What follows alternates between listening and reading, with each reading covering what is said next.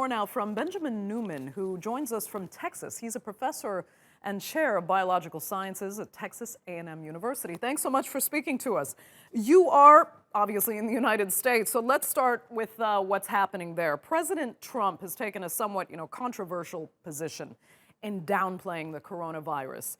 He has said the regular flu virus is actually worse, and he points to the tens of thousands of Americans who die every year from your average flu. So why do you think he should actually distinguish between the coronavirus and the regular flu virus? Or, is his comparison actually fair?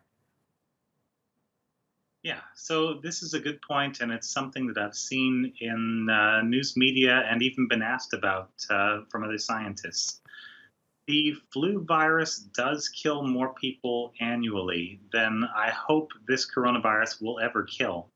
But that's because we've kind of given up on the flu virus. We try to vaccinate, but this spreads around the world constantly, and there's really no way to stop it. At the moment, and on a case by case basis, coronavirus is much more dangerous, something like 1,000 times higher rate of death than the flu virus. And coronavirus is hurting a lot of people in sort of the middle of the age spectrum. So most of the infections come in people who are around 50 years old. Whereas with the flu, most of the deaths and a lot of the infections come in the extremely old and the extremely young. And so those are more understandable. The one, the immune system is breaking down, the other, the immune system is still just forming. So I think downplaying it is probably not a great idea, but politicians are trying to do a couple of things at the same time. One of those is to keep people calm and compliant.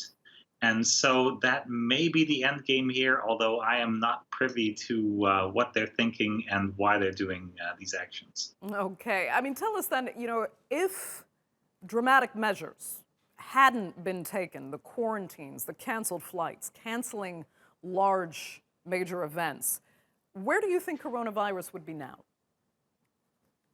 Yeah, so what we've seen over the last week or two is that a few cases in northern Italy spread out. And so now Italy has thousands of people infected, but they also bled over the borders into most of the rest of Western Europe.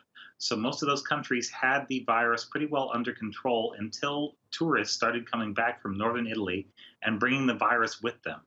So, for measures like the Italian government is taking right now, I think those are generally a positive sign. And look at it this way: if a country is going to enter some kind of quarantine at some point, it's better to do it sooner rather than later, because sooner you can have a greater effect and you can shut this down sooner and get back to normal life a little bit more quickly. So, Right. I like what's happening. Okay. Are you encouraged then by, the fact that China, with all the life-changing measures that it took, is now reporting fewer and fewer cases every day? I know, and the measures were so harsh in China, at least from what I've seen on YouTube.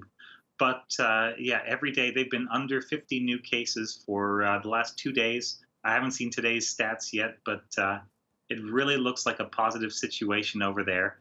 And the problem was far worse in China than it has been in any other part of the world. If they can crack it and solve it, I believe any other place can. We just have to adopt similar measures, and it'll be a few weeks of discomfort.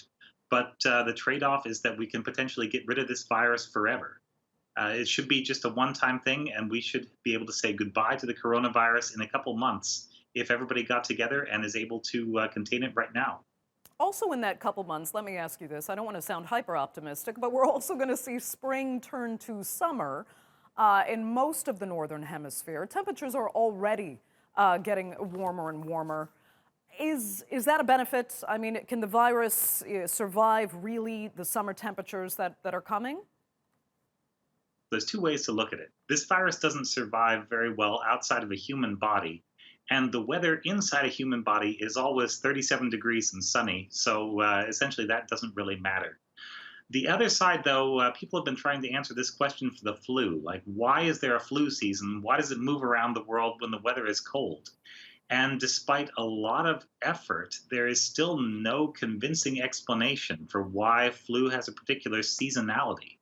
It's coming from people to other people, and temperature seems to play a role, but You can have the same temperature in the tropics where there is winter time as you'd have in the summertime in the north. And in the one case, you'll have the virus, the other case, you won't.